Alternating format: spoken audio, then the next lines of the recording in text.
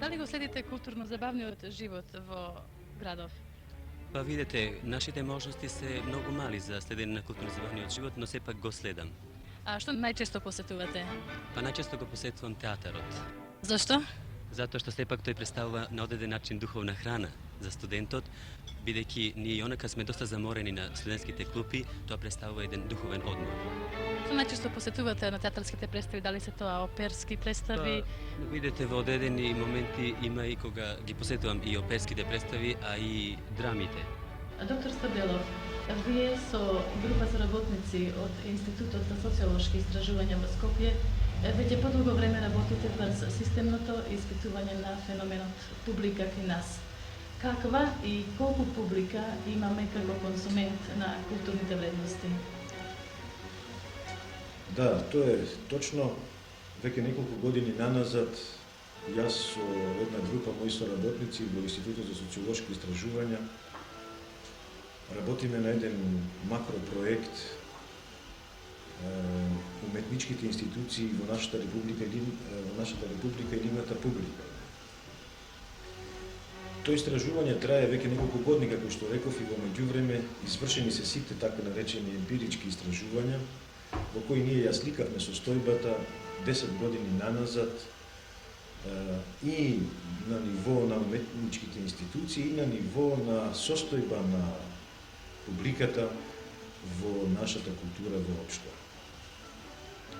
Сакам веднаш да забележам дека на тој начин се прави еден обид да се демистифицира уметничкото дело, да се демистифицираат уметничките институции, кои во оваа граѓанска традиција перманентно беа во прв план, а постојано се запоставуваше така наречениот феномен публика. И ние, како општество, големи инвестиции вложувавме во создавањето на културните добра, во создавањето на уметничките дела, меѓутоа многу малу се залагавме за тоа како комуницира нашите културни добра, нашите уметнички дела со својата публика, со нивната публика. Се покажа така во анализата која ја зедовме, дека како уметност, како култура, ние остваривме еден врвен подем последните децении, меѓутоа на планот на проширувањето, на распространувањето на културните вредности, на доближувањето на културните вредности до публиката, сторивме мало или сосема мало. Така стоиме сега пред кардиналното прашање. Како да се превазмогне оваа состојба во која огромни напори на нашите институции да создадат навистина врвни уметнички дела остануваат сепак неприсутни, неми или глуви за мноштвото публика која де факто треба да ја тласне уште повеќе понатамошната перспектива, понатамошната еволуција на нашата уметност и нашата култура. Затоа јас мислам дека резултатите што ние наскоро ќе ги објавиме веќе ќе ја скицираат состојбата со публиката и ќе понудат можни решенија за преобразба на постојната состојба и за нејзиното позитивно и успешно решавање.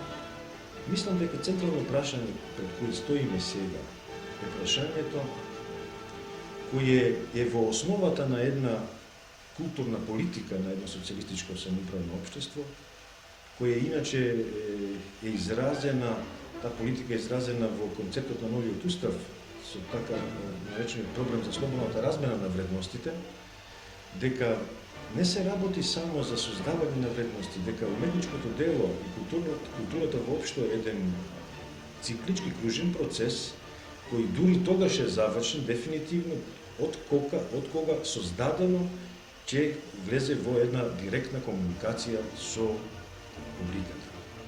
Според тоа, ако на планот на културната политика на нашето социјалистичко општество основна задача е на кој начин културата, уметничките вредности да станат собственост на широките работни маси, на сите луѓе, тогаш покрупно прашање во нашата културна политика не гледам од прашањето како и на кој начин да се создадат нови комуникационни канали за проширување на бројот на публиката, за еден, така да го наречам, опит да се оствари потполн идентитет меѓу уметничкото дело и публиката.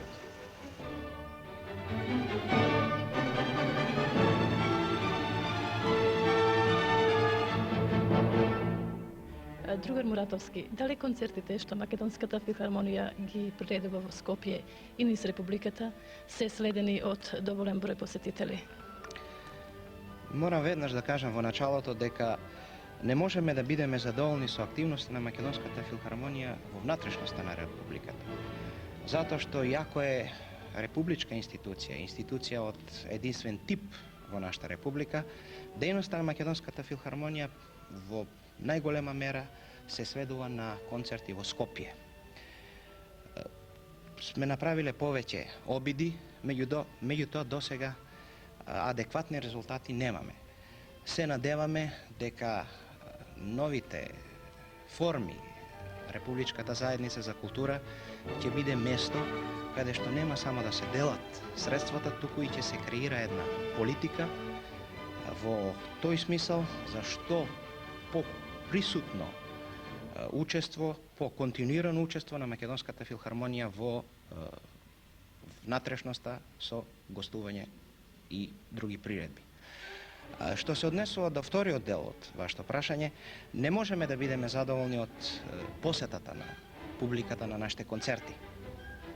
Тука има повеќе фактори. Пред се, посета на публиката зависи од интересноста на програмата, од реномето, квалитетот на изведувачите,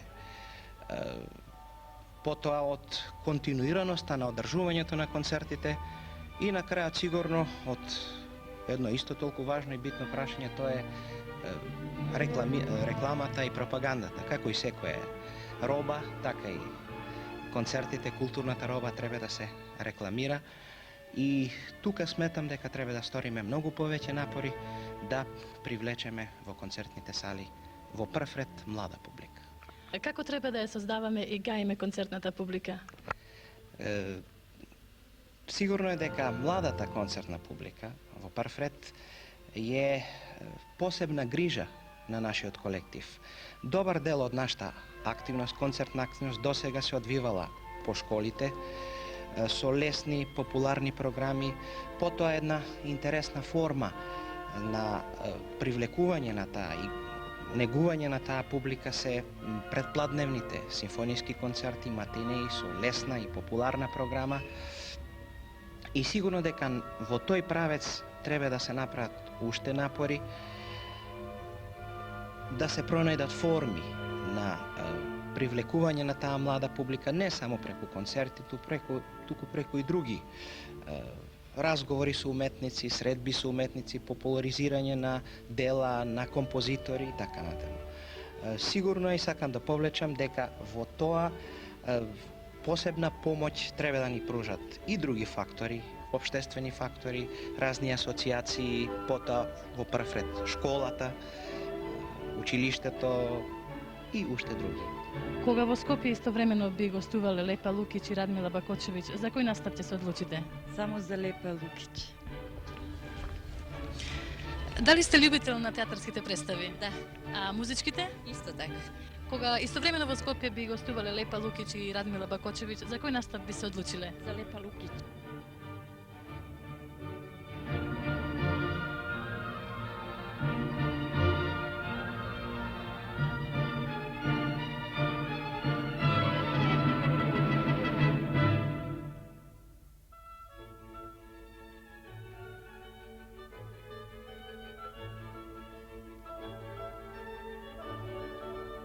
Доктор Мицев, кои потреби на својата личност човекот ги задоволува преку посетата на културните манифестации? Мотивите кои го условуваат нашиот интерес во однос на културните манифестации не се ниту површни, ниту случајни. Тие произлегуваат од некои длабочини на нашата личност, од некои наши мощни, силни, би рекол, емотивни потреби. Кога реков од некои длабочини на нашата личност, мислам на оние содржини во ирационалниот дел од нашата личност, во кои лежат на некој начин потиснати многу наши интимни потреби. Човек гледајќи една театарска представа или една слика или слушајќи музика, ги актуализира своите ирационални мотиви, се доближува до нив, се доближува и до себе. Таа состојба која што ние ја доживуваме, пратејќи го сето ова, јас би ја нарекол една артифицијална невротична состојба во која се актуализират мощни силни чувства. И познато е дека непосредно после тие наши, би рекол, естетски доживувања, ние сме секогаш на некој начин нови луѓе со актуализирани, силни емоционални ставови, со актуализирани протести, со актуализиран морал и така натаму, и така натаму. Токму заради тоа и зборуваме за необично големата вредност на овие наши естетски и интимни доживувања.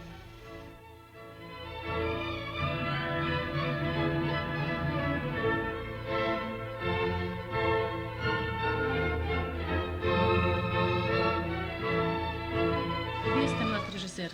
Секоја представа е максимум труд за целосно презентирање на драмската уметност. Дали сте задоволни од наградата публика? Па сигурно дека кога се прави една представа, за мене е најважно таа да најде на прием кај публиката, затоа што инаку незиното постоење е безсмислено.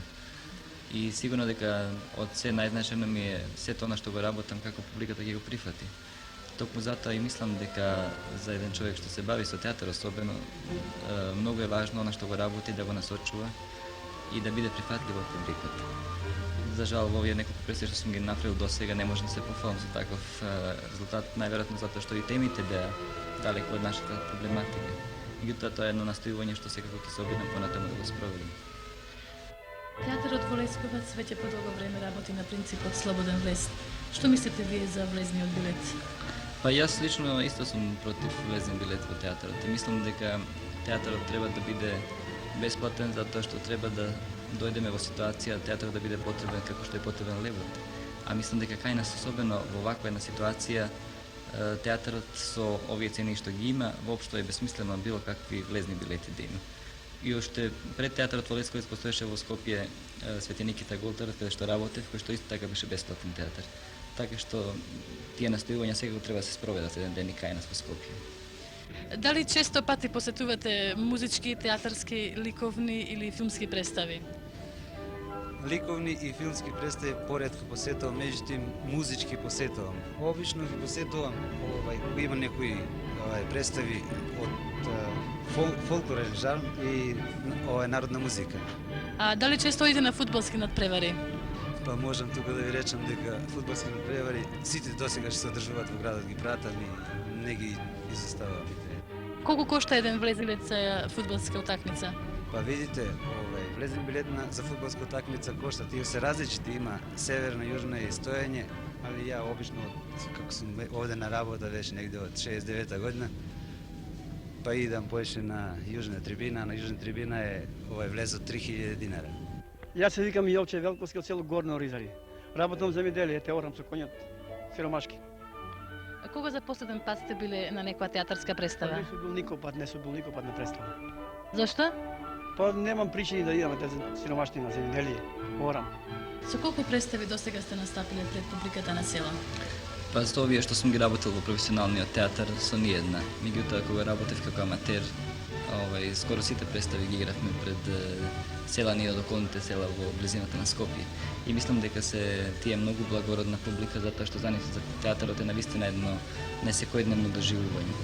И секогаш се радо се сеќавам на тие представи што ги игравме пред селаните и воопшто пред таа селска публика. За жал, професионалниот театар е многу комплицирана организација за да се впушта во такви потфати. Иако ми се чини дека тоа е повеќе прашање на иницијатива отколку на некои други проблеми. Мислам дека недостасува една поголема активност на сите за да појде театарот насело и таму да се отвори према селаните.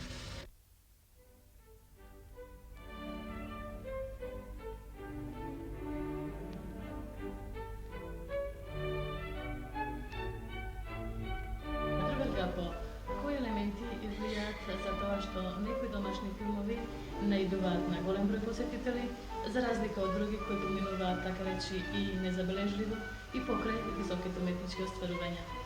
Проучувањата мислам дека покажуваат и денес имаме високо образована кон филмот, дури можем да кажем интелектуална публика. Публика која што веќе го познава историјатот на филмот, достигањата негови, вреднувањата на филмот и така натаму. Од каде доаѓа тоа? Телевизијата како медиум широко ги отвори вратите да се навлезе во најдлабоките пори на филмот, да се открие филмот од неговиот зародиш до денешниве денови. Таа публика многу ми се лажат кога мислат дека не познава. Таа познава. Затоа сметам дека еден домашен филм не само што бара одлична тематска преокупација, одреденост, изворедно обликување, бара од домашниот филм извореден професионален однос, равносилно со сите технички достигања, што за жалење често пати нас не недостасуваат, со она што го носи светскиот филм денеска. Тоа е едната страна на медалјата. Другото нешто мислам дека репертоарот наш има големо влијание. Влијанието на лесниот филм, на така наречениот италијански макарони филм, е мощно големо и се повеќе го заситува нашето тржиште. Сметам дека публиката се врачи кон така наречениот филм со повеќе насоки, со повеќе размислувања, со повеќе медитативности во него и цели. Меѓутоа, нашата публика јасно и децидно можеме да кажеме дека го одбива херметичкиот филм, така наречениот лабораториски филм, филм посветен на малкумина интелектуалци, филм посветен за затворени кругови, да не речам дури аматерски филм. Према тоа, јасно зборуваат показателите дека филмот пред се и над се прави за публика, а потем и потоа е и уметност. Затоа, ова ваше прашање има повеќе струки одговори. Сакам да кажам дека многу филмови кои што и ова генерација наша, како што е воопште како појава уметноста, ќе ги одбие сегашната публика, утре или допрва ќе се откриваат. Но првично е филмот се работи за оној што го гледа. И мислам и нашата цел понатаму во тоа треба да биде. Каква и колку публика имаме како консумент на културните вредности? Нашите емпириски анализи се завршени и готови само за две подрачја.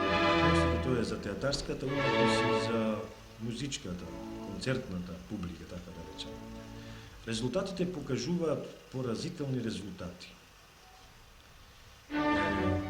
Само 3 до 4% од анкетираната публика е, така да кажем, од социјалниот слој на работничката класа. Голем дел од процентите зафаќа младата публика, главно ученици, студенти, а еден значителен дел, јас не можам сега да ги споменам точно процентите, тие ќе бидат објавени, е отприлике состав на така наречената исто така интелектуална публика на постарите возрасти. Тоа се овие професии, лекари, инженери, правници и така натаму. Според тоа, што покажува тоа? Покажува дека ние се уште немаме нова публика. Тоа понатаму покажува дека оно што е сега постојна структура на публиката, нашите институции, тој е отприлike она публика која е, така да кажам, наслоена од сите овие други интелектуални професии, додека нова публика, една публика која би имала нов социјален статус, нов социјален сензибилитет, таква една публика немаме или е во процес на создавање, поради тоа, според моето наоѓање, главниот акцент на битката на уметничките институции за своја собствена публика, не за своји посетители, туку за публика која има собствен, велам, социјален статус, која има собствена архитектоника како една целина која е класно стратифицирана и така натаму. Според тоа, главниот пункт на нашите уметнички институции е токму битката за обликување на таа нова публика која ќе се регрутира од тој социјален слој, најдоминантни социјален слој во нашето општество, од работничката класа. Ако денеска 80% од сите вработени, нели, се, така да кажам, токму од овој слој, од слојот од публика, потенцијална публика на нашите институции, од редовите на работничката класа, тоа значи дека врз контекстот на уставната платформа за слободна размена на трудот, што буквално значи всушност слободна размена на вредностите, треба да се сретнат во едно нераскинливо единство, во една нераскинлива целост, нашите уметнички институции и публиката која ќе биде регрутирана пред се од редовите на работничката класа. Само на тој начин би се надминала и кризата на нашите уметнички институции, која не е криза на нивната креација, која е криза на нивната институционалност, на нивната институционална затвореност, на нивната немоќ да воспостават вон традиционалните канали, нови канали на комуникација, нови средби, така да кажам, врз принципот на слободната размена на трудот, меѓу своите вредности што ги создаваат и вредностите кои треба да бидат доблест и собственост на широките работни маси.